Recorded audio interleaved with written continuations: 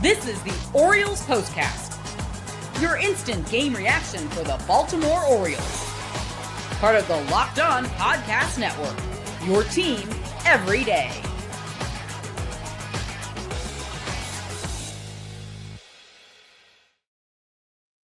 The Orioles had a chance to do something magical on Monday night. They could have swept the rival Tampa Bay Rays at the Trop in a 4-game set. Could have taken the season series with the 4-game sweep as well. Could have won 7 in a row against the best team in the junior circuit. However, the bullpen comes up short, blows a 2-run lead, and falls to the Rays 7-6. Luke Slaybaugh, Orioles Postcast, quick post-game show for you here on Locked On Orioles. Uh-oh, somebody messed up, and it's time to let them know with who fudged up. It's back-to-back outings that right-hander Yennier Cano has simply not had it from a pitch command, particularly fastball command avenue. Cano has left this team reeling. On Friday night, they were able to navigate it and recover. Unfortunately, a leverage situation in the bottom of the 7th turns bad pretty quickly. After giving up 3 runs, I believe it was 3 runs on Friday night, but getting 2 outs in that scenario, yeah. And now 3 runs tonight. That ERA has gone from 199 to 327 over the course of 2 outings. Bad weekend for Cano. Starts with Taylor Walls pinch hitting for newfound Tampa Bay slugger Jorge Mateo. 2-seamer in the heart of the plate, just blistered to first base. Coby Mayo manning first base since Pete Alonso's been dealing with that calf cramp. And it just kicks off the heel of the glove. Ricochets all the way to Gunnar Henderson at shortstop. Speedy Walls is on first base, but yeah, a little bit of bad luck. Trying to bust Yandy Díaz inside with the 2-seam fastball. And we saw a couple of misses to the arm side that were egregious from Cano. One in particular that ends up in Diaz's thick wallet area, hits him in the glute, hit by pitch. So you got a runner in scoring position really on the basis of bad luck and poor command. Jonathan Aranda, 1-2 count. Cano's trying to bury that splitter, does not get enough depth to it. Aranda takes it the opposite way for a single, cuts the lead to 6-5. At that point, probably time to pull the plug. You have Junior Caminero up, and if memory serves, he's a bit splits neutral. Josh Walker warming up in the bullpen, lefty, and you had him. I mean, they did pretty much all they could to neutralize Caminero this series. A 2-seamer in the heart of the plate that is bounced to the left side, a little bit past the pitcher's mound. Cano dances off the mound, tries to make the play, bobbles the ball. It's an infield single, and appropriately so. Maybe Christian Encarnacion-Strand has a better beat on that ball. Who's to say? I admired the effort. It was probably the right call for Cano to go after that ball. But again, shooting himself in the foot here by not letting the defense at least make a play on that. Worst case scenario is you could have thrown that ball away. Brandon Young throwing a ball away earlier in the start as well. We'll get to him in a second. So a run already given up.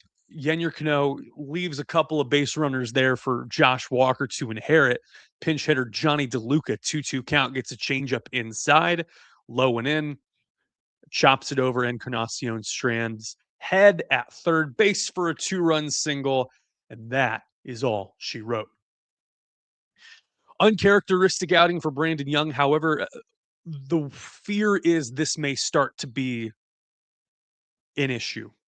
Brandon Young, we're in a little bit of no man's land here. He has pitched over 130 innings this season between Baltimore and AAA Norfolk. We are in unknown territory, and we're probably in a state of fatigue or just not knowing what we're going to get out of BY after an excellent first half of the season and an excellent May and June, and probably an all-star snub. Maybe the most valuable Oriole this season. Most consistent pitcher to this point. We're starting to see issues with command as well. Shades of last year's Brandon Young coming up, particularly with 3 home runs given up today.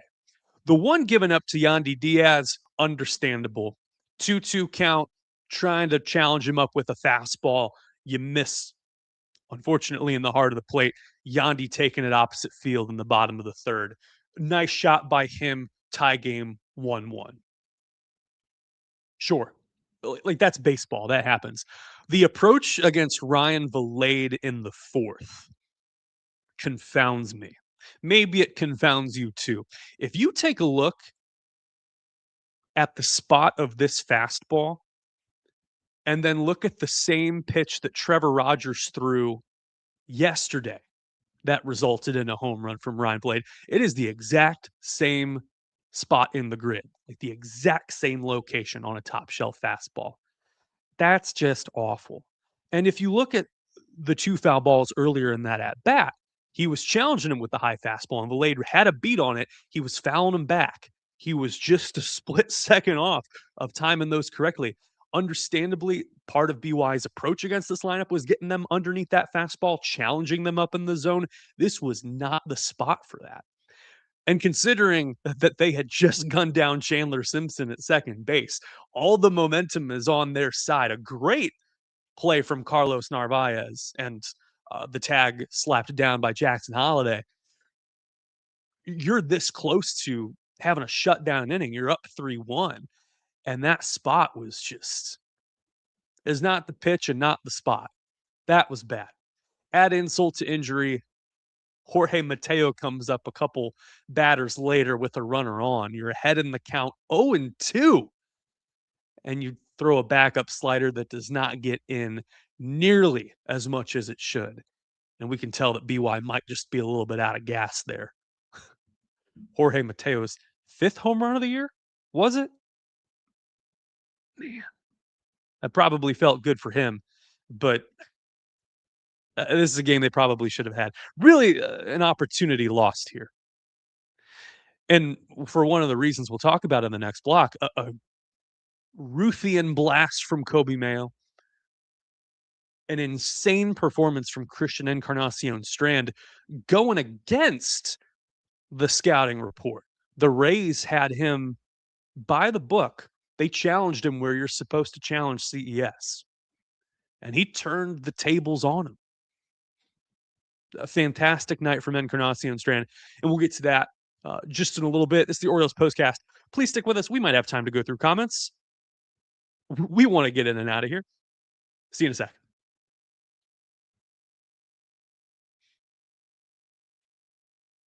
Show brought to you by Amazon. Folks, if you haven't gotten the kids back to school stuff yet, gear, notebooks, supplies, once you're done with this show, get your booty on Amazon. It's back to school season. Limited ad break brought to you by Amazon. Think about the common issues. When your kid spends days planning the perfect first day of school outfit because they want to make a great first impression, you end up putting as much thought into it as they do. At least the first day photos are worth it. Or when the school says your child needs a calculator or headphones or a tablet for class. Somehow you're buying another one before the semester is halfway over. Since when did kids need so much tech for 3rd grade? Stuff adds up fast. So remember, with Amazon's back to school prices, just spend less on your kids because every dollar you don't spend on them is a dollar you haven't spent on them. Shop back to school at Amazon and spend less on your kids.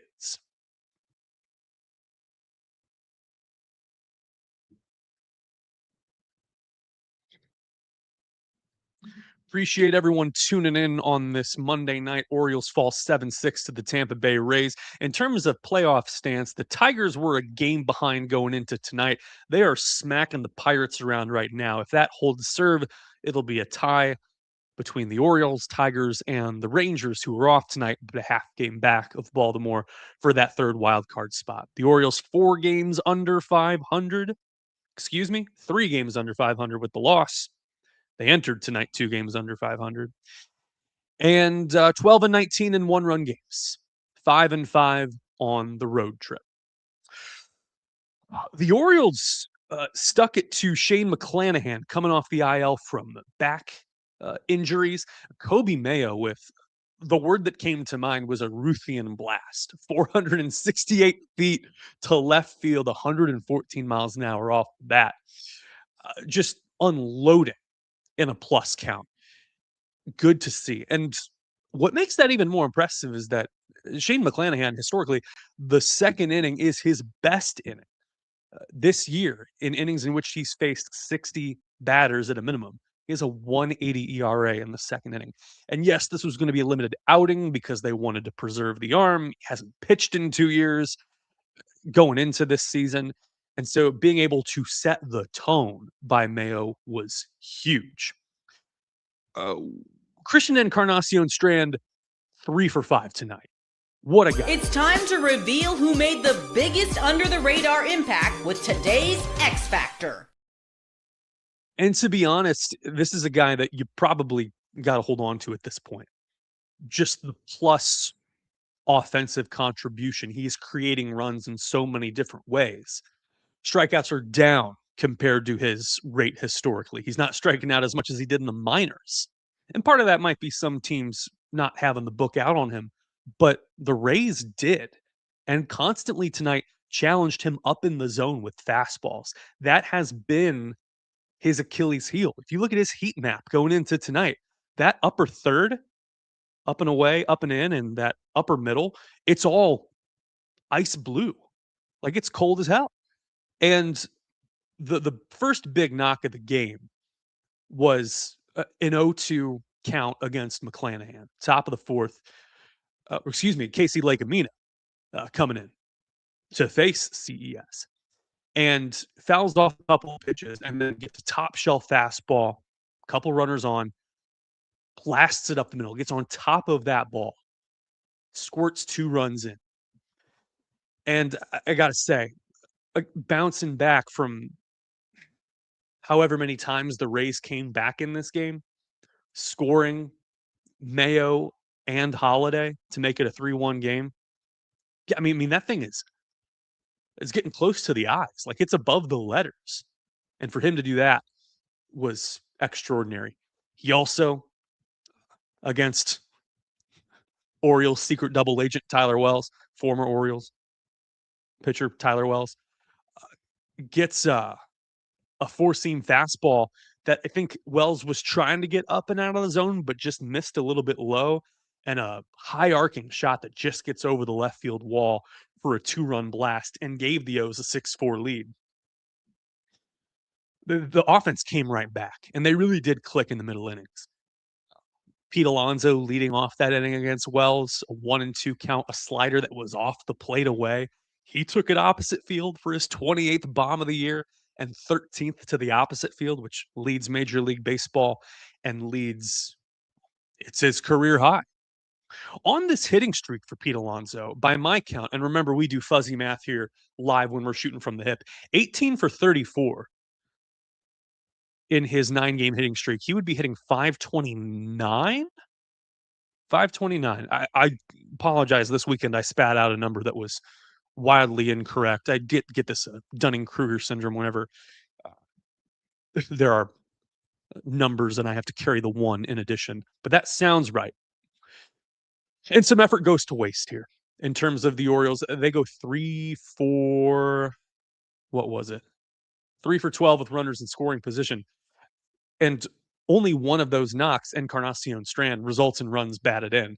Christian Franklin had 2 infield singles, his first multi-hit game. Liked what I saw out of him in terms of the grit and the hustle. And there was one other base hit. It was Tyler O'Neill with Carlos Narvaez on second base in the 8th inning, which put you runners at the corners. And they could not drive in a run after that. Might have been 1 out when that scenario went down. That was probably the moment of the game that they would regret the most. No, okay, Kowser had popped out in between them. So there was 1 out and you had runners on the corners. They had 2 opportunities to really drive it home, and they just didn't. Let me take a look at a question from Tyler in the comment section. He's asking for Leody Taveras batting with 2 outs in the 9th inning. He says, why was Leody batting? Why not throw Beavers in there? If you'll recall, when Encarnacion-Strand hit his 3rd base hit of the game and went opposite field with a top shelf fastball, they pinch ran Beavers for him. This is a decision by Albernaz that it's choose your own adventure in terms of weighted runs created plus or WRC plus. Beavers and Taveras, they're hitting just about the same. We saw Beavers with the clutch hit in this series with runners on and in scoring position. Taveras sparked a couple of rallies yesterday. Neither one of those guys was going to change the game or give them the lead at that point. But really, from there, it's either Taveras or Joel Pozo. You might have been better served with Pozo, but I guess you wanted the lefty on righty matchup against Baker. Probably like Taveras' instincts against Baker's changeup more than Pozo's. There were multiple instances where I thought maybe Pozo gets in this game and maybe gets a pinch hit opportunity, especially Narvaez getting clipped by a pitch. It seemed to catch most of the bottom end of the bat, the handle rather than his fingers, but he did get hit by a pitch. Let's take a look at what some other commenters have to say. John P. Offenbarger or John Poffenbarger, you can correct me. 3 out of 4 is amazing in Tampa. This game really did sting, though. It hurts. Like the Orioles have a chance to really break through. It seems like there is a psychological hurdle to get to that 500 mark. 3 out of 4 is great in Tampa. And now you got a chance to protect your home turf against the two best teams in the division between New York and Tampa Bay. Jeff Molnar saying probably just played the eventual pennant winners in the Rays. Good for the O's. And AJG commenting, he says, if you pinch run for Taveras and pitch at Beavers, it would have been a gut feeling to do, but it is a crapshoot. Regroup, beat the evil empire in the Yankees, focus on pitching. Jeff Molnar saying Enrique Bradley Jr. would have been his preference, which can't argue with that. Dale Thomas commenting, maybe it comes down to matchups. Maybe you like Leote against Brian Baker more, the veteran player. Plus, Beavers is, he has been in a slump, prolonged. So the O's do carry on. We'll borrow from the Under Armour slogan, we must protect this house. You got a homestand. 3 against the Yankees, 3 against the Rays. The Yankees are in a state of flux. It was supposed to be Will Warren tomorrow, and reports before the game say that is not the case, that they will activate Carlos Rodon from the injured list and have the lefty start the opener tomorrow against right-hander Shane Baz. These are all 6:35 Eastern first pitches on Masson for the Yankee series. It is Italian Heritage Night tomorrow.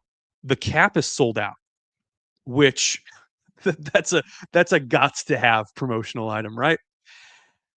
All 6:35 Eastern first pitches on Masson. Shane Baz looking for win number 5. ERA is at an even 4. Rodon coming off of left elbow inflammation. He has 9 starts this year. Pitched pretty well. 3.30 ERA.